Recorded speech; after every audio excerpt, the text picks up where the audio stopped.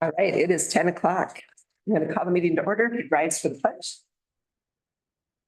Pledge Allegiance to the flag of the United States of America and to the republic for which it stands, one nation, under God, indivisible, with liberty and justice for all.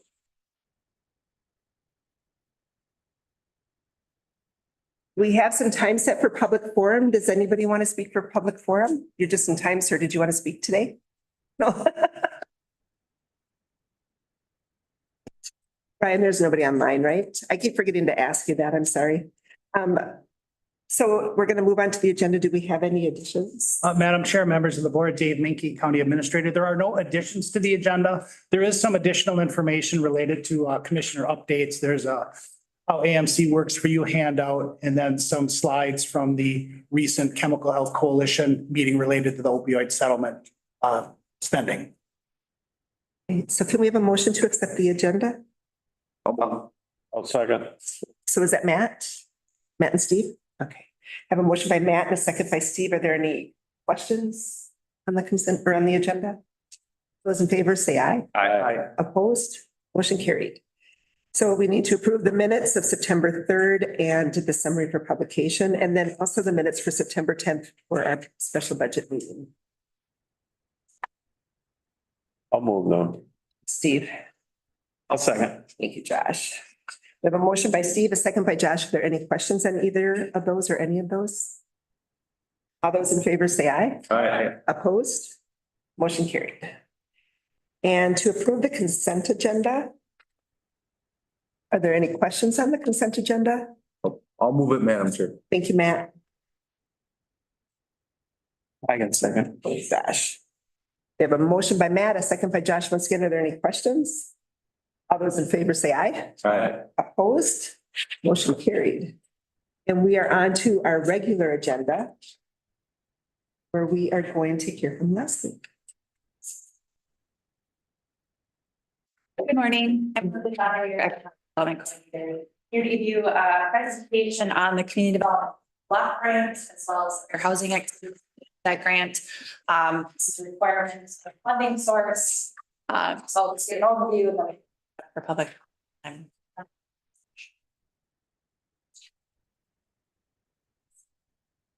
right, so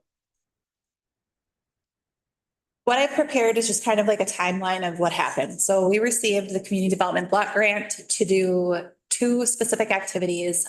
We applied for the funding in May of 2021. I think in the first couple of weeks that I was here at the county, it was done in collaboration with Savage Communications out of Hinckley and A Place for You, the homeless shelter in Pine City. We overall requested a little over almost $4 million, and we received our full request.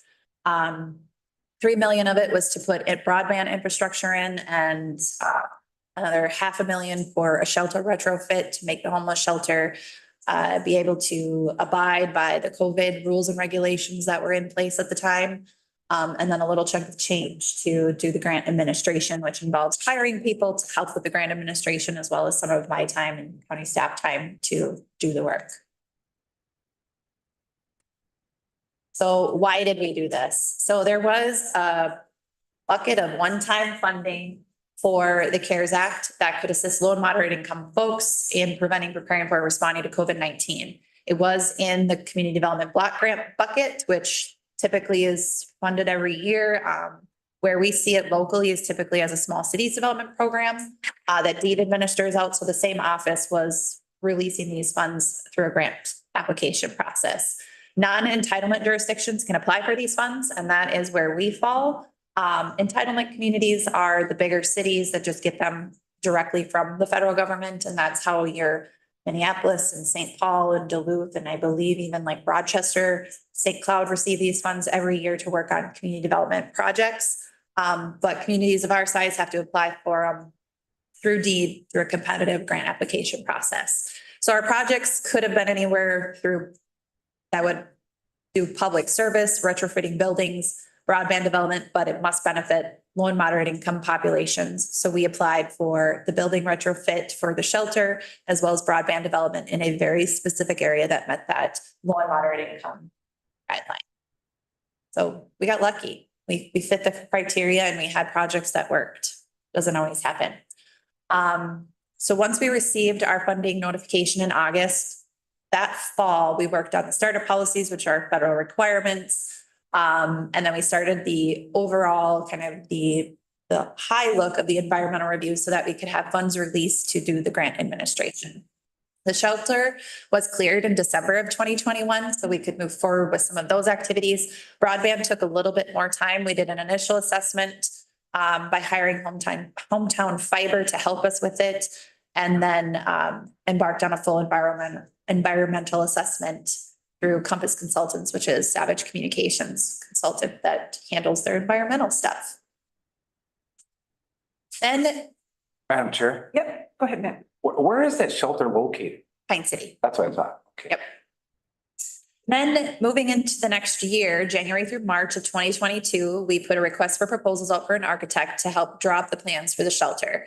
LHB was then hired by the board in March of 2022, and the initial environmental assessment started or continued for broadband. And this takes several months. So you'll see that on another slide. Then in April through June, DEED cleared the broadband development environmental assessment. And now we could access the full broadband administrative funds to conduct the full environmental assessment. And LHB then drafted the plans, and we started to send those plans to DEED for approval. That is, I threw in there too, when inflation started to impact the scope of work. So we went from a $500,000 project to something much larger due to the increase of costs of labor and materials. So that summer, the scope continued to be fine-tuned and reviewed by DEED. We had to seek additional funding because some survey work needed to be done outside the shelter to make the entrance ADA accessible.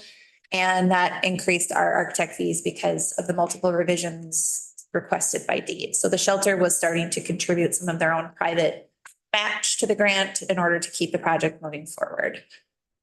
Then Compass Consultants started the full environmental assessment for broadband infrastructure. So that initial one kind of identified key areas where the project was going that might need a deeper review. And that's why we had to embark on that.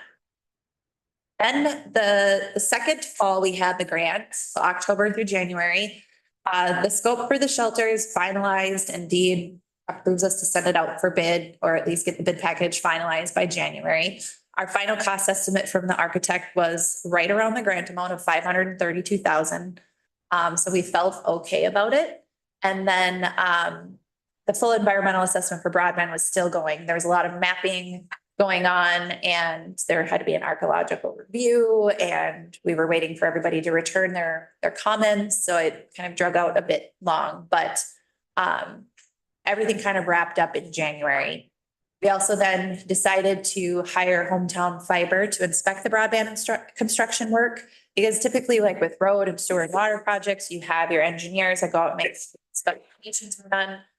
When you retrofit a building, you have a building official that looks at your plans, makes sure everything is built to code. What do you do with broadband construction? And that's kind of been a conundrum with broadband infrastructure installations, is people say they did it, but maybe they didn't do it to what they said they were going to do it. So we hired Hometown Fiber as part of this grant, using the grant administration dollars to go out and field check the infrastructure that Savage Communications was going to put in. And then we finally made our first draw request, and I celebrate that just because the county was holding a lot of costs for this grant until we could request it. So it was kind of a light celebration. They didn't let us request all the money that we were holding, but got some of it. Then in February through May of 2023, that deep dive into the environmental assessment continued, and the design recommendations went off to be completed and reviewed and approved. The shelter retrofit went out for bid, and we didn't get any bids initially, so we had to repost it. And then when we finally did get a bid, it was 3 times what we expected it to be. So we were $1 million over budget about mid-May 2023. We weren't sweating yet, though. Okay, a little bit. I was like, oh, this isn't gonna work. Then in the summer of 2023, things at the shelter kind of got a little hairy. So due to the labor standards requirements, material costs, and labor availability, everything increased. So we sat down with the contractor that submitted the bid, and I'm like, can you explain why this is this much and this is this much? Is there anywhere we can reduce it? And there really wasn't a lot of areas we could. But about August of 2023, that summer, their HVAC completely shut down, like the air handler stopped moving air. So they didn't have air conditioning. They didn't have a way to even move like air through it. They had fans. They have no windows that open. They were in pretty rough shape there in August. The light at the end of the tunnel was that our state passed a bunch of legislation that threw a bunch of money into certain projects, and this project was potentially eligible for some additional shelter money to finish the project. So that was our all fingers crossed hope that maybe these funds would come through. So we started working with the shelter staff of applying for a lot of different grants, but also a big bucket of money from the state's Office of Economic Opportunity. So we also did get our broadband environmental clearance completed in July. And so Savage Communications immediately started construction like the week after we got that clearance. So the broadband started going in July of 2023.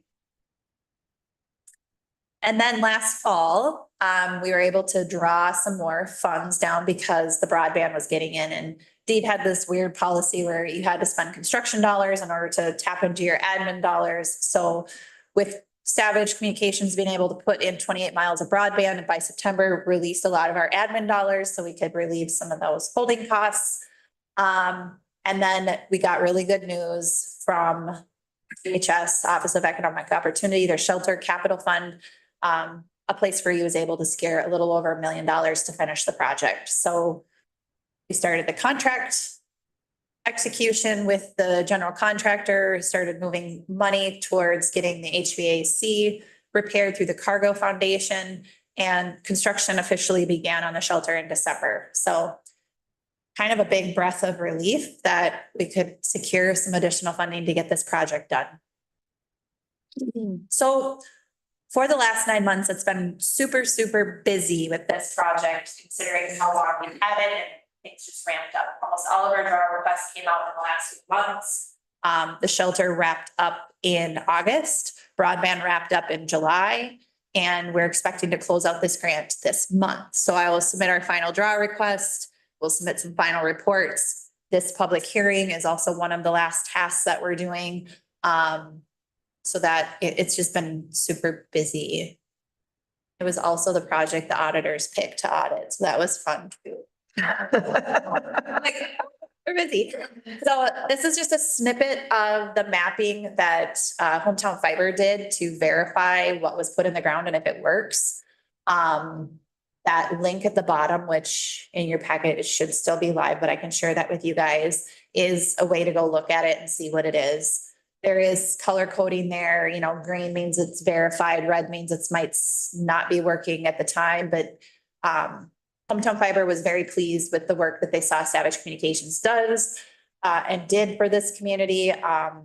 So they didn't have any kind of reservations about it at all. The shelter retrofit, here's some after pictures of what it looked like. The key to this grant, or the main points of this grant, were to create a quarantine room and hard floor coverings because they were unable to sanitize the shelter during COVID, which is why we applied for the grant. They also took a storage space and turned that into offices so that they could add 5 additional bedrooms for residents of the shelter. They also added a legit commercial kitchen where they can cook meals. It's not just a microwave and a hot plate. It's an oven and still a microwave and a hot plate, but they can do a full meal in there quite easily. It's also fully ADA accessible now. The main entrance is moved to the east side of the building where the parking lot is. And as I mentioned earlier, like the HVAC has been completely replaced. It's new, it's efficient. They're going to save money on their heating and cooling costs, and they don't have to worry about it. And then when the siding was taken off, they re-insulated. So this building should not need any work for several decades, barring any like hail damage or something. But they did also upgrade a lot of the siding on it, so it should last. And that was due to all the grants that were able to be secured. They also improved their lighting and their security as well. So it's a pretty fantastic end result for the community. So that's the project. I also am required to talk about our fair housing activities. So throughout the course of the grant, we're required to do a different activity every year. We have displayed posters at county offices. We've incorporated the Fair Housing logo into letterhead. We have distributed brochures and posters to city halls and lending institutions, and then held some public hearings. And last fall I was here, I think I showed a video or I talked about something. And then also today, just that you can't discriminate. So here is the Fair Housing Act, prohibits discrimination because of race, color, national origin, religion, sex, familial status, and disability. And to file a complaint, you call HUD, file the complaint if needed. Just. That's me. I have a question. Yes, please. I'll go first. Go ahead. So how many people are going through the shelter roughly or on a? The last time that I got numbers from Matt, I want to say like they serve well over 100 a year. 100 a year? There's 14 beds now, so they stay no more than 90 days. So it's pretty quick turnover. Thank you. Madam Chair, Go ahead. Leslie, the fiber broadband. Yep. System. I have a hard time knowing when this project stopped and other projects are continuing, so this project was funded and it's done. And that where is Hometown Fiber gonna do anything beyond that to give us a complete map of where we are? So we can get these files and upload it into Beacon, and we do have different layers in Beacon where we track each of these funding streams and get a kind of complete look at where broadband is and isn't in Pine County. So yes, we have that through their mapping system. But because that's a continual problem nationwide, Yep. statewide of the maps not keeping up with reality or the maps overstating what people really have. Yep. And there's some deep concern in rural Minnesota that once this first build out gets done in the next year or two, that we're gonna have these pockets of low density that are just gonna get forgotten. Yeah, that is a concern and a continued concern because the mapping projects that the federal and state government do, they rely heavily on people contesting them. And the process of contesting them is cumbersome. You have to have good internet Right. speed in order to get in there and form. So it's fortunate. Madam Chair. Yes. So, Commissioner Helen, I think part of your question was just getting a handle on where are we in this process? There's Yeah. many different broadband projects. Right. So just to update the board, we expect probably the next board meeting, we'll have some documentation for your review and consideration on that congressionally directed broadband project that we won, it seems like years ago. now. Yeah. And so that one is getting close to, where it can be implemented. Okay. Yeah, Madam Chair. Go ahead. I thought that we were supposed to be reaching the underserved areas with part of this. You know, that was the goal. We were all underserved. Well, I know, For but the it's most pretty part. easy when you're close to a city, you know, it's Yeah. a short, I'm talking out in the brush. Yeah. Where the And kids that were going to school had to drive to the school or someone else's house to get access. If you think in Pine County of the areas that are not served by East Central Electric, who serves them with I broadband? get that, but I mean, that still should be our target. is all I'm It- saying. That's what It is. that's why I'm bringing it up. Yeah. Because we can't forget about those people. So by the time that the main street that David mentioned gets finished, as well as EC's plans. So SEI Broadband has gotten some RDOF funding, and then this funding filled those pockets. They also received some border to border, which filled another pocket. And then this congressionally directed spending gets us all the way over to the Wisconsin border. So in my mind, the mapping that we have done, 2/3 of the county will have decent internet. It's the northern third that we're struggling with, and it's the provider. I'm not sure how to lure them in. So that is next, like that has to be the next priority for broadband for sure, is how do we get up there and either find a new provider to bring it there or encourage the existing one to actually look at this. Because they do reach out periodically, but it's not in the same fervor that SCI works in, or Midco or ECE, so it's difficult. So in my experience recently, I'm finding that commissioners have a lot of leeway. Is there anything that the commissioners from up north in that area can help you with to be verbal and maybe get things moving a little faster? We could set up a call and a meeting and see where it goes from there. Okay. So I do have a question on, I was talking to a resident that lives out where they just got the SCI cable and it was, I was so excited to see it and she said none of us can afford it. It costs so much money to bring it into the house. So, and they do charge because I checked because they won my grant. But is there anything that we can help these residents do to They make it? should, they should apply for the broadband extension grants that Okay. still exists, as far as I know. And I can send that out to you guys again, try to push it out. Anybody that reaches out to me and says, I can't afford to run it from the road to my house, I tell them to apply for this broadband extension grant because that does cover the cost, and then it shouldn't cost them anything. It pays the provider to run that line to make the extension. So do it quick before they pull it again. Because that was supposed to solve that issue. And I think Pine County's had a few dozen applications every round. So it's just a matter of continuously reminding people, and I would hope that SCI would remind people as well, because it's a great funding stream for them to get to some remote places without taking the hit that will never get returned because the rates can't be rates to accommodate that necessarily. Thank you. Yeah. Any other? Does anybody else have any questions for Leslie?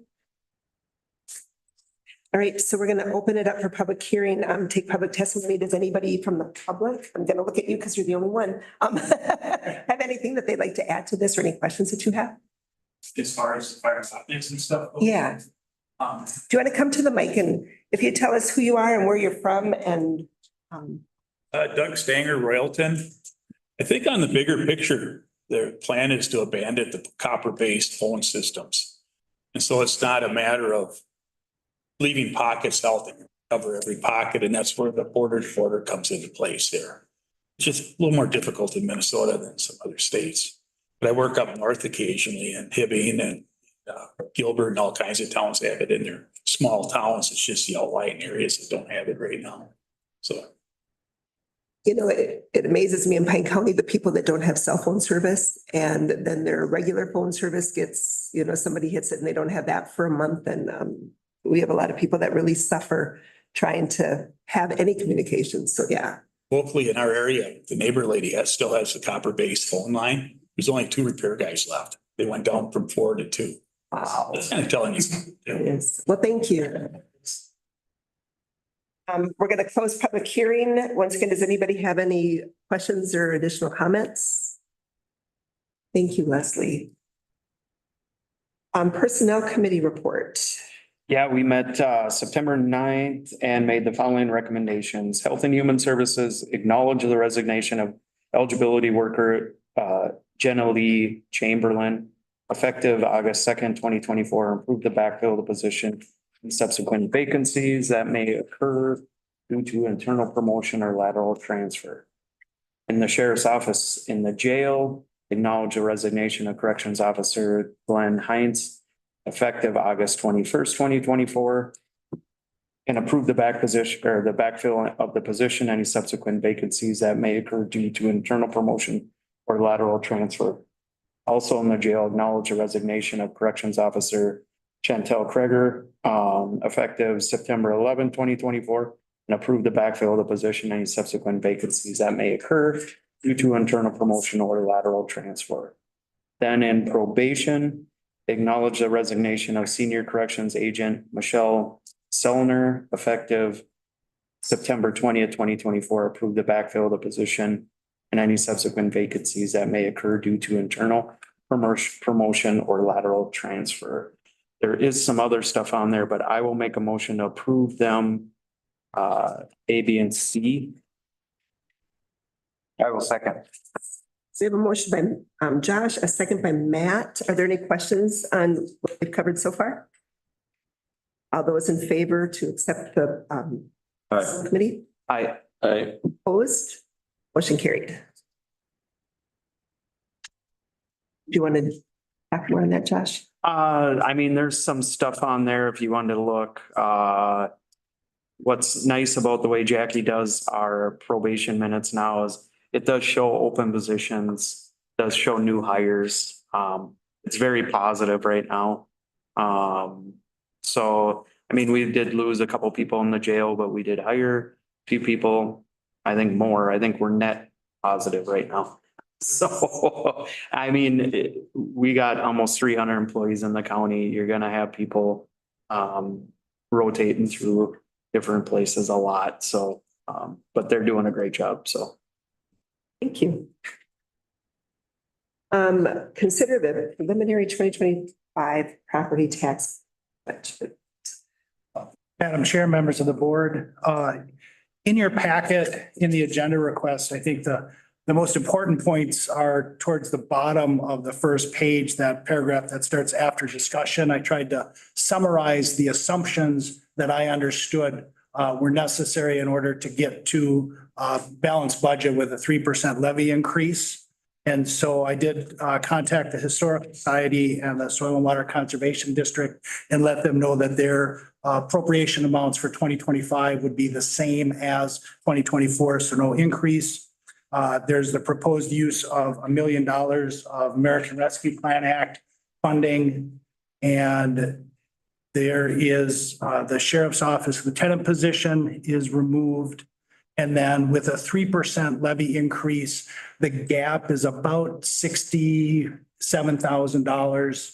And that'll move up and down a little bit as we get to final numbers. But typically at this point, that is a number that can reasonably be a gap that can reasonably be eliminated before December when you need to set a final budget. Does anybody have any questions for Dave? Thank you, Dave. Commissioner updates. Did you want to set? Oh, I'm sorry, we need to do that, don't we? Yes. That would be a good thing. All right. So do we have a motion to set the preliminary budget? Yeah, A and little bit with, I believe we need to put the dollar amount in there. correct. No. And the dollar, I can add the dollar amount, Madam Chair. 2,786,839, which equates to about a 3% increase. I'll second. All right. Motion by Steve, second by Josh. Any questions, concerns? Madam Chair, just to clarify, Steve, I'm not sure if you said budget or levy. I just want to be sure that the record is clear that it was levy. All right. All those in favor say aye. I, Opposed? I oppose. Motion carried. Now we'll go to commissioner updates. So the auditor's exit review or the audit exit review, we all got a summary on that and we talked a little bit about it before. Does anybody have any questions on what you received from the auditor? no. So we're going to go on the collaborative problem solving for complex challenges. And I went down to St. Paul for that. It was really interesting. You picked what your problem was that you're trying to deal with.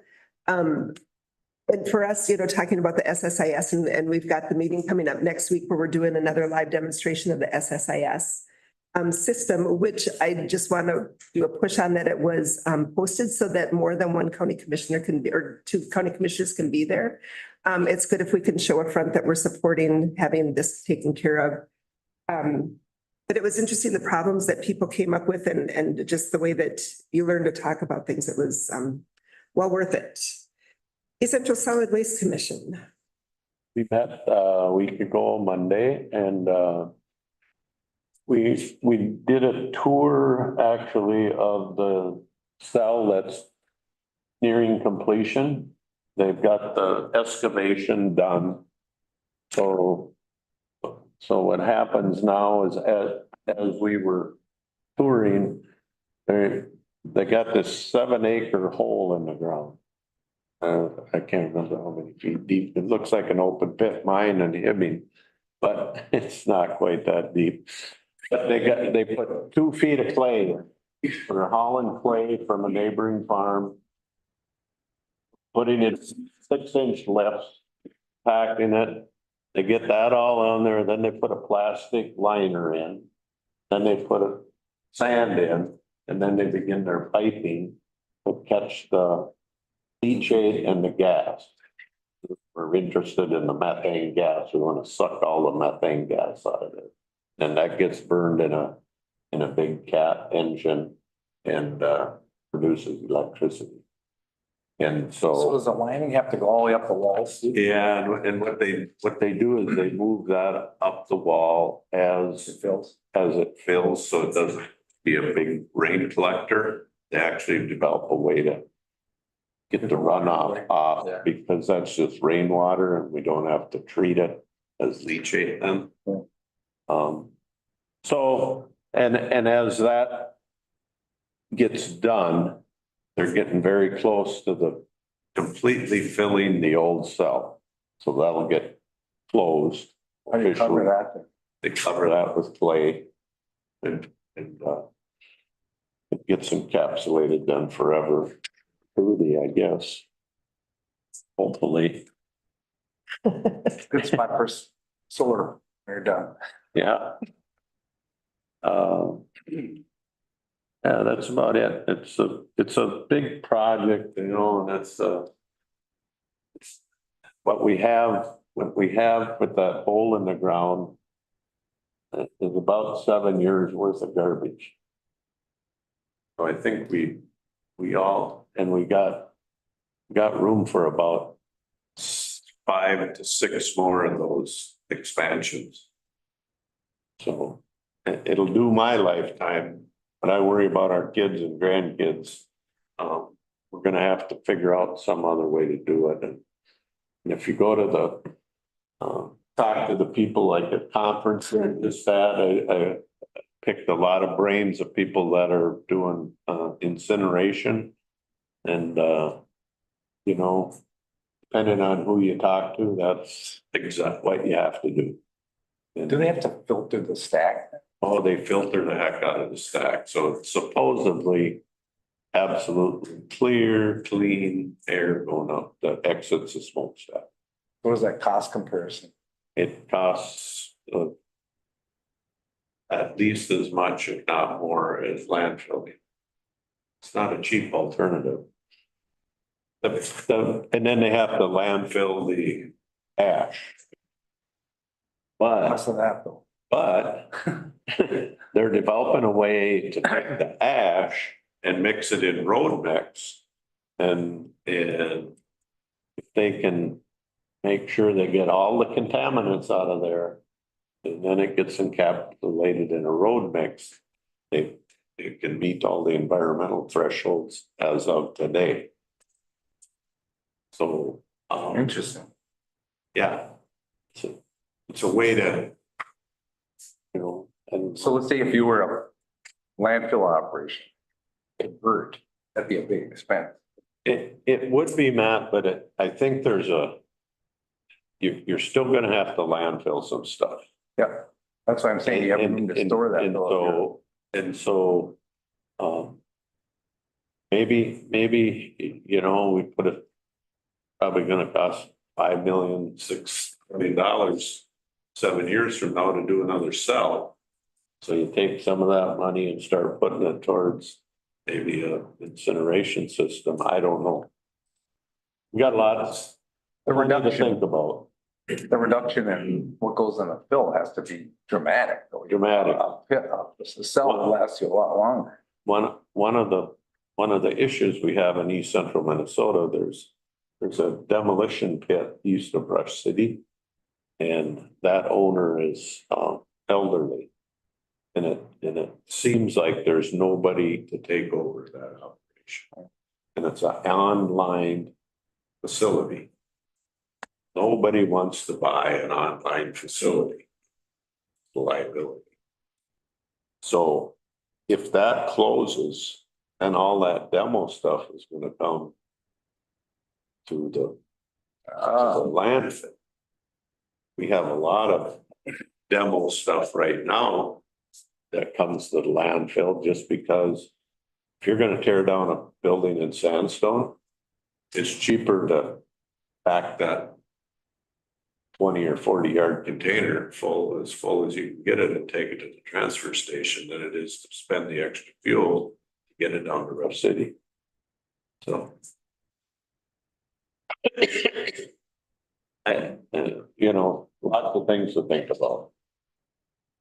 It'll keep us awake at night for a while. That's a good report. Thank you. I went to the rural counties conference at the policy committee. And they were talking about the incinerators and then the road, you know, putting the ashes in the roads. Yeah. And it sounds like it's a hard thing to get the permits to be able to do that. It is because, and a thing I worry about, Terry, is the environmental threshold things will change. And we've saw that with the forever chemicals, PFAS chemicals. They've lowered that threshold now so that we have those forever chemicals showing up in people drinking water, which a year ago would have been perfectly safe, but now they've lowered the threshold by 10 times. So now they're over the limit.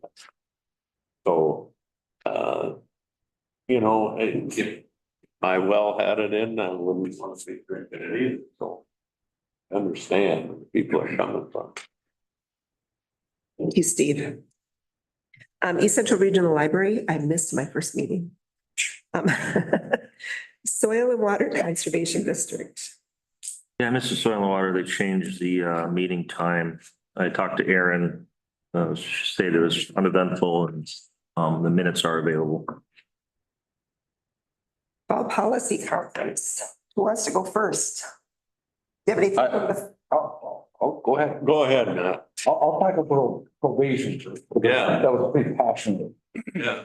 So, Commissioner of DOC gave the bulk of the presentation. And of course, you know, we don't know for sure how the funding is going to be kept up to what we decided out of committee.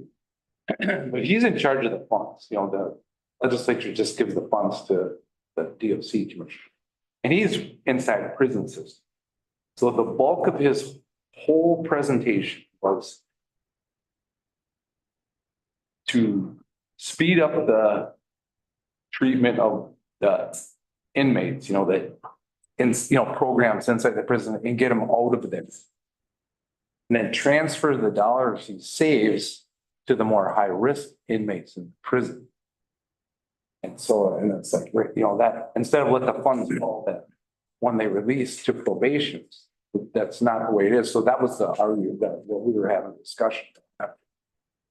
And the other thing is he thinks that, you know, there was a lot of law enforcement people there in that system. They're in that committee. And for someone to end up in prison, it isn't like their first offense. You know, they've been through lots of offenses before they end up in prison for, you know, 7 years. A lot. So that part of the system is kind of weird too, because they're there for a reason. But he said that 500 of them right now are there just for less than a year. So he doesn't even care about that. But they'll still come over on probation. So in the end, probation offices are going to get more work. You know, so I don't know what's going to happen. And so the probation people in the meeting question him pretty hard about the plan he has. You know, is that a evidence-based plan? Did you pick it? No, you know, he said no, he's just making up his own plan that's going along. So I don't know, I don't want to be negative, but it doesn't make a lot of sense. So but it's just, we'll see what happens, you know, there's a lot of pushback. I want to pick. And I'll stop there. Shoot, Steve. Transportation is interesting to me because there is a lot of things, you know, broadband is part of infrastructure, so that gets talked about. Anyway, a lot of. Oh, boy, you just want that toothpicks in your eyes, stay awake for some of that report, but anyway, if we got through that. But a lot of time was spent on the wetland bank. And how does that affect transportation? Well, every time you rebuild a road and you need a wetland credit, where is that wetland credit coming from? It has to come from your region.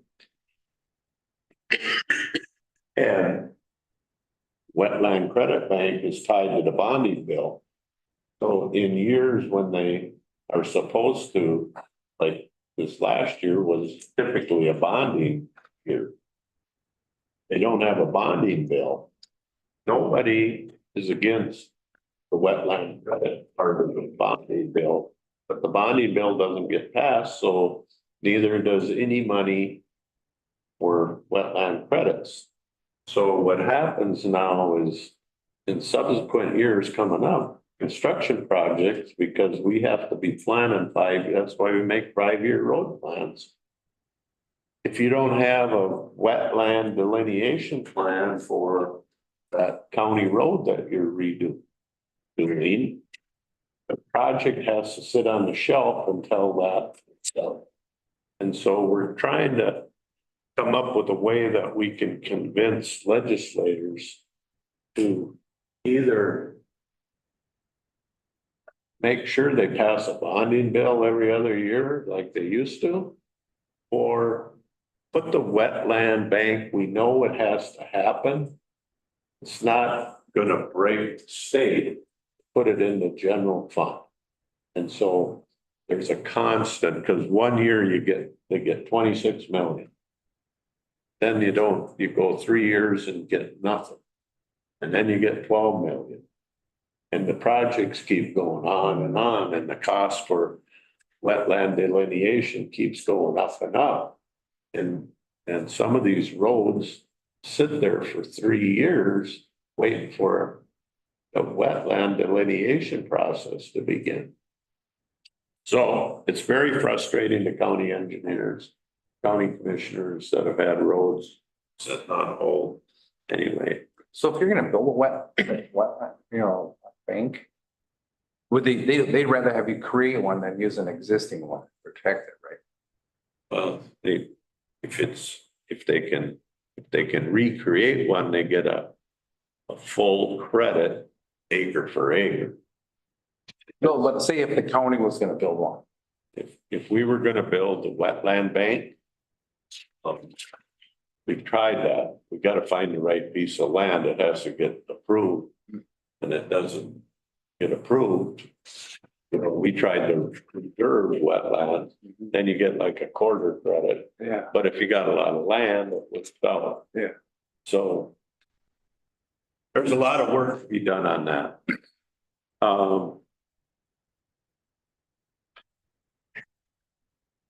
And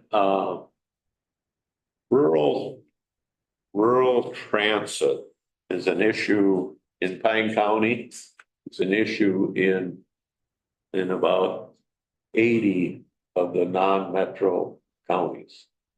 We're way better off than some counties, but we're not in tall cotton, so to speak. So Department of Transportation and the legislators have recognized this apparently, and they're putting together a working committee. And they requested that one commissioner from rural Minnesota get placed on this committee that's going to meet in the end of October in St. Paul. And they picked Steve Holland to be on that committee. So I will represent all the counties in the state of Minnesota, especially Pine County, in rural transit issues. That is awesome. The other thing that is troublesome about some legislation that passed is when they're gonna do a new piece of 4-lane highway, let's say, or an interchange. It has to meet all these safety standards and all this stuff to give it a grade. The other thing it has to meet is greenhouse gas emissions formula. How many miles of road is it? How many cars are gonna travel on that road, at what speed, and all this stuff that I don't understand. I'm not sure anybody could explain it really well, but that's part of the formula. And there's some real worries as this rolls out in the next couple of years. It's gonna start affecting county road projects. Which could add another big layer of paperwork for people to calculate that. More to come. That's it. So one of the things from the general conference that we sat in on, they were talking about cannabis. And I thought that this was really interesting. There are 290 social equity licenses that are going to be given out. They received 1,870 applications that they have to go through. That's crazy. So out of the 1,870, they have to go through and figure out who actually qualifies. And then it's going to be kind of a lottery. So it's going to be interesting to see what actually happens with that. But 1,870 social equity licenses or applications is what they received for that 290 licenses. And then African American Preservation Act, that's going to be another expensive thing to make sure that people are treated correctly. Hennepin and Ramsey County right now are the test counties. And so all the money right now is going to Hennepin and Ramsey on that to figure out how to serve and how to do the best for the residents. But then it's going to be coming our way. And so then the question is, when it comes our way, is there going to be enough money to help us fund it? Or is it all going to go to Hennepin and Ramsey? So more to come with that. They've got, I think, until 2026. So they're doing it for 2025 and 2026 to see where that goes. So that's what I have. So then we will go to, Just oh, go ahead, go ahead. Just one other thing. I've always said, when you go to a conference, a lot of times you learn more from the guy sitting next to you at lunch than you do from any speaker. Had breakfast with a farmer from Staples, and I found out that when I was a kid, that was worthless sand. Wouldn't even grow good jack pine trees. Right now, he's getting $425 an acre rent, cash rent. For somebody to grow potatoes on that worthless ground. It's not worthless anymore. No, it's not. They found out there was a good aquifer under it. They pump water and anyway, I find that interesting. Kettle River, one watershed, one plan. Yeah, take that. We had our meeting. We updated the master work agreements with all the parties involved. The Carlton County Ag Waste Management Facility was approved. I'll talk about that in a minute. And then the SWCD Ag Staff Statement of Work, and those things were all approved as for the process. But back to the Ag Management Project, it was kind of ready to go, ahead of. It was because it had federal funding already. He just had to have the match and stuff. This project is a big beef project up in Carlton County, and it directly influences the Kettle River. So anyway, it's a $590,000 project. And the Kettle River One Watershed One Plan is contributing $160,000 to that project. But the reduction that's happening, I'll just give you the numbers real quick, Madam Chair. So before the COD numbers, they call it in pounds was 715 going into the river. With this project, that's going to be reduced to 138 pounds. The nitrogen before the project is 40 pounds. whatever part going into the river, and now it's gonna be reduced to 8 pounds. And the phosphorus was at 13 pounds, it's gonna be reduced to 3. And then the fecal chloroform, this is a weird number, but that's gonna be reduced to a 2.95 E plus 14. That's a chemistry number. And Adam explained to me, I goes, I can't even begin to explain it to you here. But anyway, so the total reduction in pounds is 128, down to 128 pounds off of the 150 or 159. Down to just 31 still going in from that's the BOD number pounds, different, but so altogether, it's a big number. And it's gonna satisfy a lot of the goal, really, right out of the box. And it's at the headwaters, so it's running through the whole system. So it's a really good project. And it has to stay operational for 25 years as part of the plan, that's it. So I suppose anybody can go bankrupt, but whatever, but. And the thing is just a storage facility for the printer. And it's like, how you have a salt shed with the concrete walls so high, they build a big thing like that with a concrete floor, so nothing can get away. Then they have an open wall for airflow, so it doesn't compost. And then they have a roof over the whole thing. So it just contains it. It's not a pit. It's sitting on top of the ground. Then he can move it all as he needs it for his fields and stuff when the time is right. If they time all that, they have to follow a plan. So when spring rains and, or snow melt, they can't just be washing on the frozen grounds. It's all controlled in the plan when he can use it and apply it. So it's a good, seems like a good plan. Interesting. That's pretty much it. Thanks, Matt. Oh, I want to comment on this for the woodland stewardship project, because that's important for landowners that are that they know that if they do a woodland steward project in the watershed, if it's on a stream or whatever that has, they could end up getting the whole project paid for if it has direct impact on the river. So that's another good thing, which is a good tax offset for them and things like that too. Right.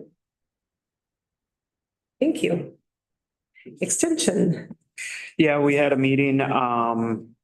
It was mostly talk about post fair and kind of end of summer stuff.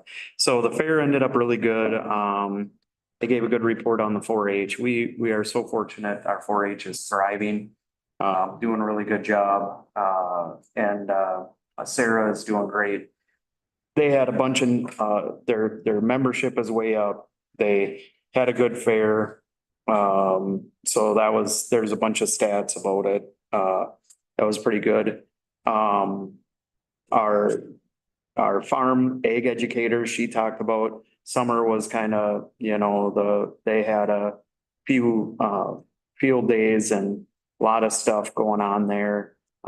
Just really kind of neat to see where that has come. I know we're only a half-time egg educator, but man, the resources that opens up to the University of Minnesota. And our egg educator is half-time in Isani too. So they do a lot of stuff, work together, because Isani ain't that far. So a lot of our people are go to Isani or vice versa, or in between. So it's really kind of cool to see the collaboration and really what they're doing. And then Terry talked about Master Gardeners, and they finally had their grand opening of the Discovery Garden in Pine City, which was Cindy Novi kind of, when she passed away, she dedicated a bunch of money to try to get that going a little bit more. And some of her family was there. They had quite a few people there. And if you ever get a chance to get to Pine, stop and look at that thing. It's for how little of an area it is, man. I think it said 750 plants, 90 species. It's got everything for any time of the year except maybe winter. I don't know. I should have asked him. That's a good question to ask, but everything turned out good. We already started talking about the farm family of the year for next year. So we're going to start thinking about that in our next meeting. So if anybody has any ideas on that, reach out to Katie and our University of Minnesota Extension and then she'll do some research on it. So that's about it. I have walked through that Discovery Garden and yeah, it's beautiful. Mhm. I have some plants that I want to buy for next year at my house. Chemical Coalition, that is, if you want to look at these packets that you received, they were all put on your spot. One of the things that they talked about was the yoga program, which if you, I think there's 5 employees on this staff and they received, I didn't do a copy of how many applications that they did, but they turned some away. They impacted 3,234 youth, which is amazing. And then 30 different organizations. They had things from, one gal took classes on barrel racing and that type of stuff. They had kids going to Wolf Ridge. They had like a little kids, I think, one of the pictures that are printed, they couldn't put the kids' faces on here, so you see smiley faces on there. But they had like a week's kid camp where the young kids could go to that. They bought baseball uniforms. They did swimming lessons. They did drama classes. Actually had a play that they did. The work that they did to get the kids to get out of the house and to do activities was amazing. And this is one of the things that we're hoping to do another $50,000 towards next year. It's in the budget where we can continue to give opioid money to the kids to keep them active and out of the house. That was a big part of what we talked about at that meeting. There were 32, let's see. I'm just seeing real quick if I wrote down how many total applications. There were 86 applications that were approved. Or there were 86 applications, 56 were approved and 30 were denied because there wasn't enough explanation as to what it was going to benefit. And then, but they did say, please reapply, finish filling in the blanks and reapply. But this is one of the good works that our employees have done with our opioid money with Chemical Coalition. I will make a comment on that. Yeah. Just going through the organizations impacted. My kids were involved with quite a few of these things. I know our soccer this year that they had over 400 kids in soccer and youth soccer. Now my oldest son is in football. My youngest son, actually, the couple of them are second oldest. And the football coach said there's over 400 kids from, I can't remember, from tackle football. So I think it's 4th grade to seniors that are playing football now. I mean, and then now they got a flag football, which my kindergartner is in, and it's literally herding cats, but I bet it's hilarious. It's so much fun to watch. I ain't gonna lie, but this is, I mean, I'm seeing huge impacts with this. So that's awesome. Yeah. That hasn't been. They did an amazing job. And the kids, to get that many applications from the kids are really enjoying it. And it's kind of scary what's going to happen next year because it's going to go really fast. But yeah, that was just a real highlight of the day was to sit in on that meeting and see what was going on.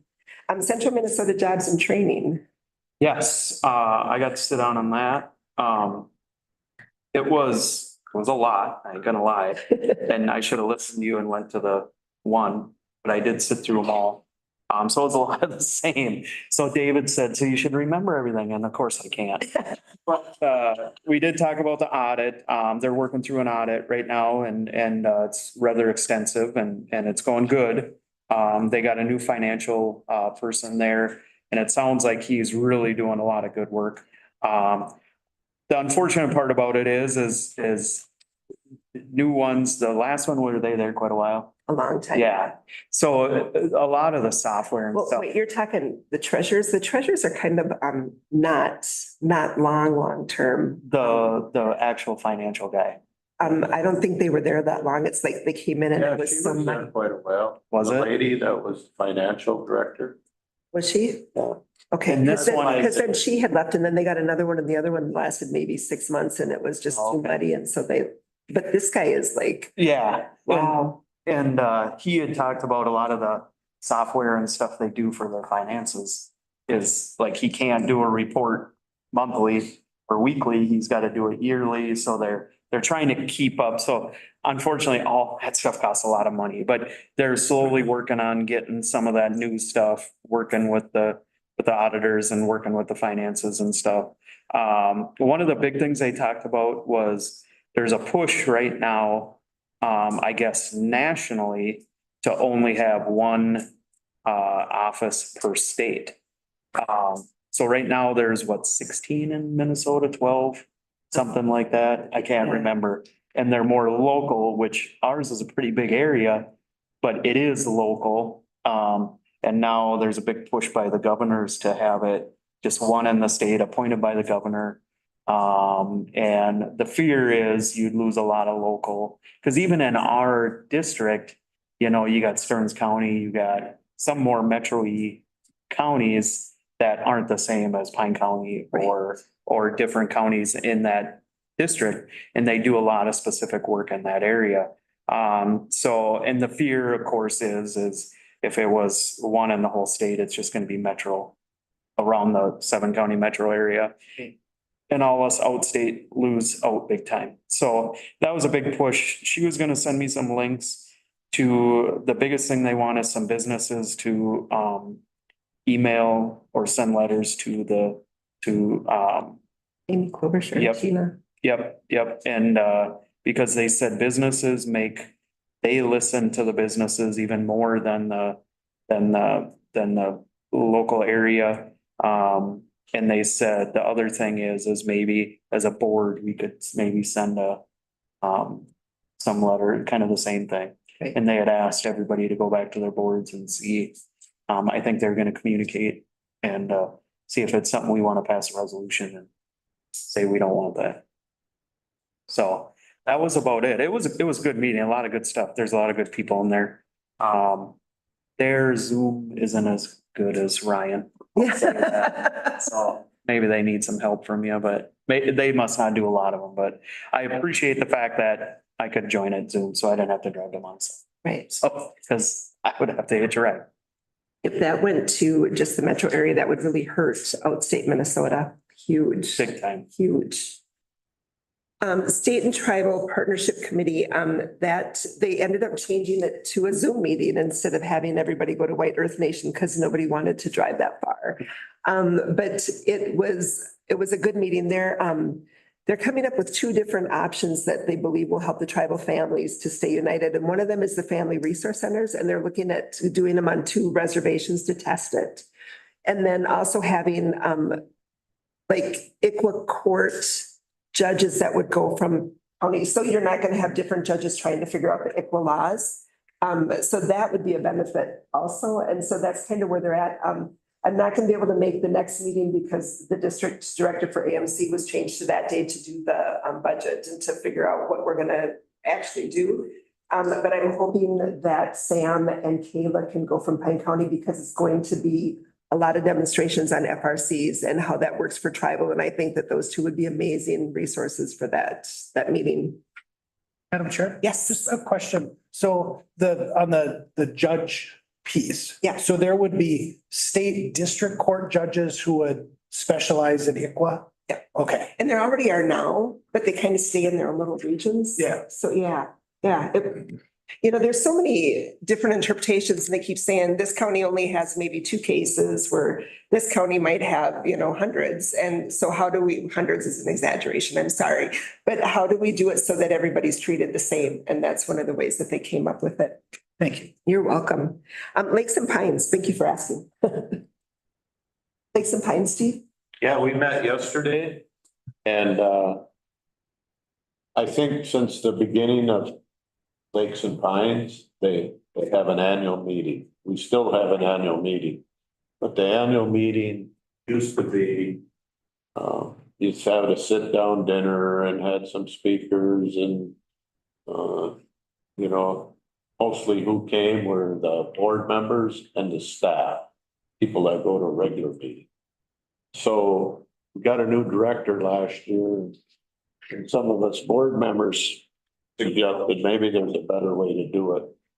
So they tried a picnic last Saturday and they had about 400 people attend that picnic. And they were people or the clients that are served by Biggs and Hines.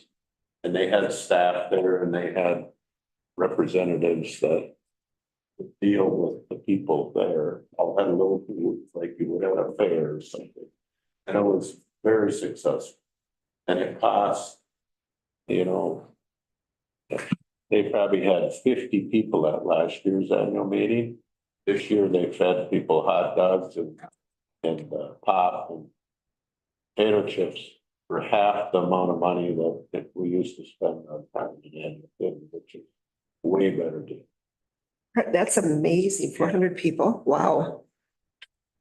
Where was it? At Mora, right in the parking lot. Oh, at their. Close enough to go to the grocery store because you didn't buy enough hot dogs because you were expecting 50. That's crazy. Are there any others? Yeah, we did have a Central Minnesota Council on Aging meeting last Thursday. I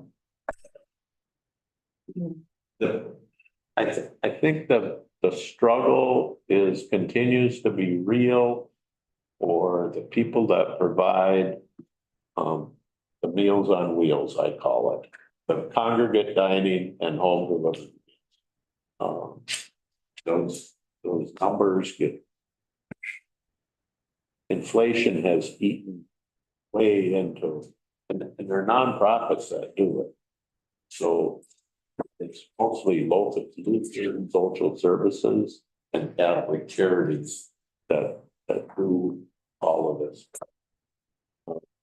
But they're coming up with some pretty innovative ideas with frozen meals, and they seem to be a big hit for the people that are actually getting the meal. So very good. We had them one time. They gave them to us, so we know what we're talking about. They're very tasty. They're done well. Yeah. And Jerry's dad was home alone and he couldn't cook so much. He did really good tomato soup, but trying to do other things, it was really hard. And so we would go to the senior citizen facility and pick him up frozen meals and bring him home and fill his freezer. And he always raved about what they have. And so, I mean, we need to let people know that they can do that because it's a big asset. One quick thing. 4-H, I think it was 4-H. I'm trying to jog my memory now, was talking about they're looking for some projects to do. And they said at one time they had done a bunch of paper bags for Meals on Wheels. Oh, really? And they bought a big box of bags and then decorated them or wrote, have a great day. So all the kids could do something like that. So that might be worth, if I'll try to connect with Sarah and tell her to get a hold of that, but if you guys talk, maybe that's across, Get a hold of me and I'll pass it on. yeah, and or the council, maybe that's something in different counties they could work with and stuff like that. So. That's interesting. I have a couple others. One of them is that yesterday I had the National Counties Association Tribal Relations. And it was fun because a lot of the talk was on the resolution that we took to see if we could get PILT money on tribal trust land and how important it is to get that done. So just to get that support and to know that that's something that's not just our county, but it's a national thing to be able to have that money to do our vital services when land goes into tribal trust. And then they were talking about what to do with the next policy meetings and that type of stuff, who to bring in to make it so that there is more tribal relations that are going on and to be able to work together. The other one that I had is the district meeting, and you all received these two papers too from David. We've talked about AMC and how they are looking at, we are going to have an increase of dues. We'll be meeting next month to verify that, and we will be talking extensively at the district meetings, which are coming up in Cooch for us. And we'll be talking about the finances there and how we need to do this for our employees. So if you look at the one, it says how much AMC brought in for counties total. But there's also one here that's just on Pine County and how much money program aid was increased by. So this is just a really good resource to be able to see what AMC actually does for us. I know that there's some people that kind of wonder, and those that are active know that they do a lot. And so I just really liked this and wanted y'all to see it. Madam Chair? Yes. I only had a copy of the Pine County one. I didn't realize there were two separate. Oh, So we'll get a copy of the AMC general one out. There's that one. Yeah, that's this one. Yep. Madam Chair, do you know, Dave, how much they went up? I see it says 18, but do you remember what it was last? So my understanding is that the final vote has not been taken, but Finance Committee recommendation is that for Pine County, it will be a 12% increase or $2,000. So our dues would go from $16,402 this year to $18,402 next year. It's actually surprising they can do so much with so little.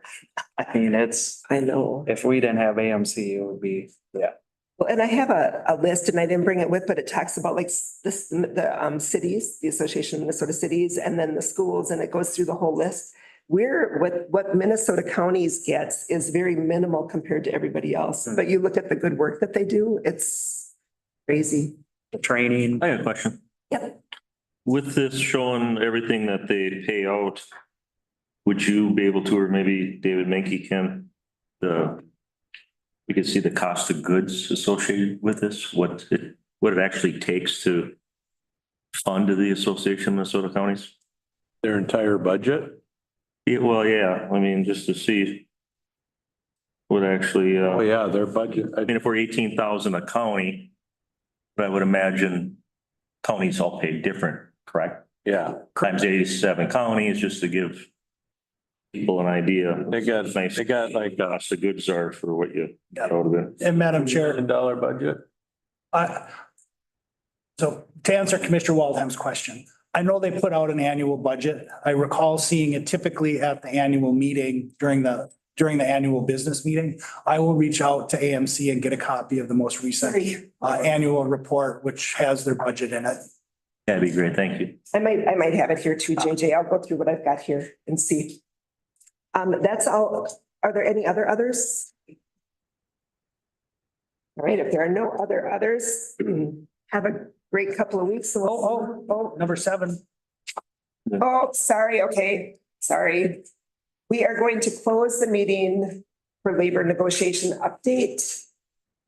So, stay tuned, we'll come back in a little bit. Well, someone would have to make. Oh, we have to I'll make a motion that we go into closed session after a 5-minute recess. Thanks, Steve. Do we have a second? Thanks, Josh. Got a motion by Steve, second by Josh. All those in favor say aye. Hey. Opposed? Motion carried. Thank you. I didn't flip my page. I was seeing the printed things.